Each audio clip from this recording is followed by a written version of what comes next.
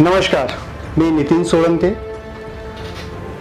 उत्तर नागपूर या विधानसभा क्षेत्रात अनेक वर्षापासून मी राहत आहे आणि शिवसेना उद्धव बाळासाहेब ठाकरे या पक्षाचा उत्तर नागपूर विधानसभा समन्वयक आहे.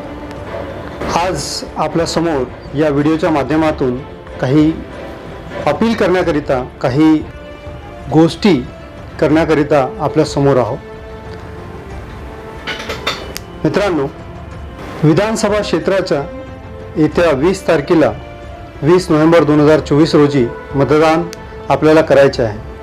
आपल्याला जो अधिकार दिलेला आहे डॉक्टर बाबासाहेब आंबेडकरांनी,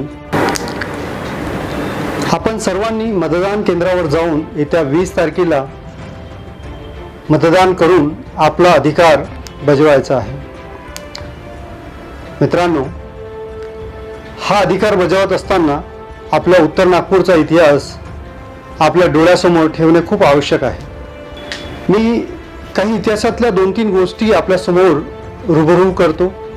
इतिहासात जर गेलो आपण साधारण 20 वर्षाआधी, जेव्हा मी लहान होतो, 6व्या-7व्या वर्गामध्ये होतो आणि 7व्या वर्गाचं शिक्षण इथनं नागपूरमधून मी पूर्ण केलं, वैशाली शाळेमधनं.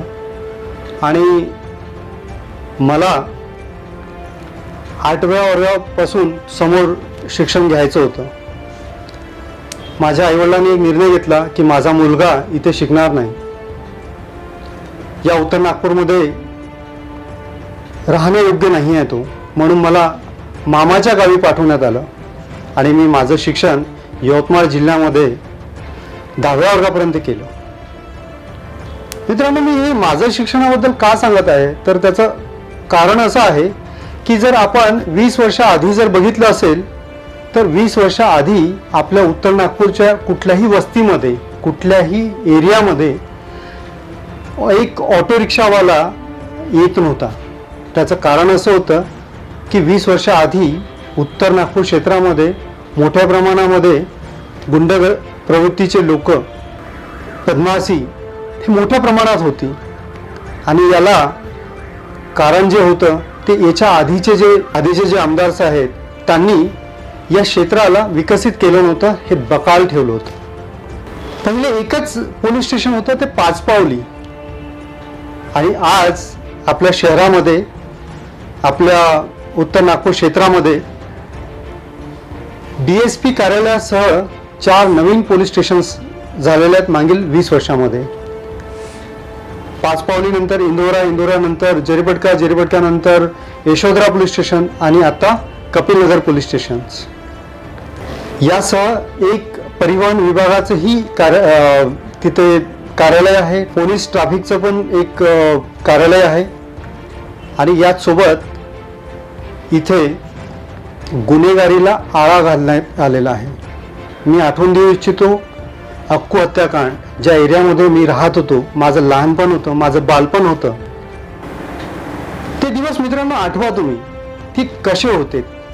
आणि आजचा उत्तर नागपूर, आजचा विकसित नागपूर हा बघा, हे कोणाच्या कारकिर्दीत झालेलं आहे तर डॉक्टर नितीन राऊत यांच्या कारकिर्दीत झालेला आहे. जर शिक्षणाचा जर विचार केला तर आपल्याच या क्षेत्रामध्ये ITI कॉलेज नवीन उघडलेलं आहे, तेही आमदार नितीन राऊत यांच्या कारकिर्दीत झालेलं आहे.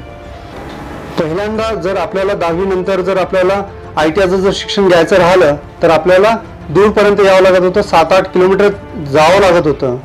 गरिबीचे दिवस होते आणि एका गरीब विद्यार्थ्याला जर शिकायचं राहिलं तर एवढ्या दूर जाऊन शिक्षण घेणं हे म्हणजे पॉसिबल नव्हतं. आज ते जे पॉसिबल नव्हतं ते पॉसिबल करून दिलं, ते डॉक्टर नितीन राऊत यांच्यामुळे झालेलं आहे. मित्रांनो, आज ITIचं शिक्षण घेऊन बरेचसे विद्यार्थी रोजगाराची संधी मिळत आहे, त्यांना रोजगार मिळत आहे. डॉक्टर नितीन राऊत साहेबांनी रोजगार मेळावे घेऊन उत्तर नागपुरातल्या युवकांच्या हाती काम दिलं. आदरणीय सन्माननीय आमचे पक्षप्रमुख उद्धवजी बाळासाहेब ठाकरे यांच्या ब्रीदवाक्याप्रमाणे हृदयात राम आणि हाताला काम देण्याचं काम जर कोणी केलं असेल तर ते आदरणीय डॉक्टर नितीनजी राऊत यांनी केलेलं आहे. आरोग्याचा जर विषय मांडायचा राहिला तर साधारण 2008च्या आधी इथे आरोग्य यंत्रणा एवढी तत्पर नव्हती जेवढी आज आहे. आपल्या या भागामध्ये 5 UPSC आहेत. गरीब नवाज नगरला एक आहे, कपिल नगरला आहे, बंदे नवाज नगरला आहे, पाचपावलीला आहे. या व्यतिरिक्त SWG आहे, ज्या आता 2 नवीन चालू झालेल्या आहेत आणि 5 ते 6 पाईपलाईनमध्ये आहेत. मित्रांनो, याच्या व्यतिरिक्त डॉक्टर बाबासाहेब आंबेडकर हे रुग्णालय आपल्या कामठी रोड येथे स्थापित झालेलं आहे आणि याचाही व्याप आता वाढवायचा आहे. एखाद्या प्रेग्नंट लेडीला जर प्रसूतिगृहासाठी जर जायचं राहिलं असतं तर तिला डागा हॉस्पिटलमध्ये जावं लागत होतं. इतका लांब म्हणजे आपल्या क्षेत्रामध्ये नव्हता. तर आपल्या क्षेत्रामध्ये सुतिगृह पाचपावली इथे आहे आणि संपूर्ण तिथं व्यवस्था आहे. आज आरोग्याच्या दृष्टिकोनातून उत्तर नागपूर एकदम उत्तम आहे. तर अशा विचाराचे आणि अशा विकासाचं जे काम करणारे आदरणीय डॉक्टर नितीनजी राऊत यांना महाविकास आघाडी व काँग्रेस पक्षाचे अधिकृत उमेदवार यांच्या पंजा या बटनासमोरील बटन दाबून लाखोच्या संख्येने आपण निवडून द्यावं. याचं कारण असं आहे की आमदार साहेबांनी विकासच नव्हे तर विचाराचा महामेरू हा आपल्या महाराष्ट्रभर पसरविलेला आहे. एक नवीन ओळख आपल्या आशीर्वादामुळे मिळवून घेतलेली आहे आणि एक सुसंस्कृत, सुशिक्षित आणि आपल्या विधानसभा क्षेत्राचा, आपल्या दलित बांधवांचा, बहुजनांचा आवाज विधानसभेमध्ये मांडणारे, उठवणारे अशा नेत्याला निवडून द्यावं. कारण आज ही जी निवडणूक आहे ही निवडणूक निष्ठावंताची आहे. एका पक्षातून दुसऱ्या पक्षात जाऊन तिकीट मिळवून